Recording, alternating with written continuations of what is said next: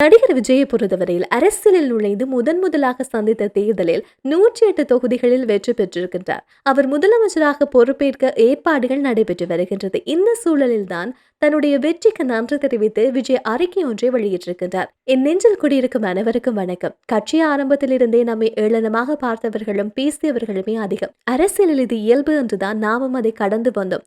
எவரையும் சாராமல் மக்களை மட்டுமே நம்பி தேர்தல் களத்தில் தில்லாக நின்றோம். நடுநிலை என்ற பெயரிலும் விமர்சனம் என்ற பெயரிலும் முகமூடி அணிந்து அவமானங்களும் அவதூறுகளுமே நமக்கு பரிசளிக்கப்பட்டது.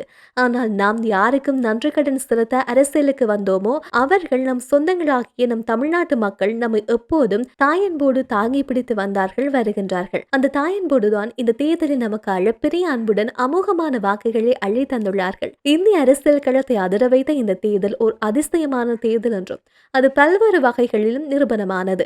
ஏராளமான காரணிகள் இருந்தாலும் குடும்பத்தையே தங்கள் அன்பால் வழிநடத்திய குழந்தை செல்வங்கள் தான் அதிசய தேர்தலுக்கான ஆழமான காரணிகளில் ஒன்றாக மாறி நிற்கின்றது. ஒரு மாபெரும் மாற்றத்துக்கான இந்த தேர்தல் அரசியல் பொருள் வென்றது நாம்.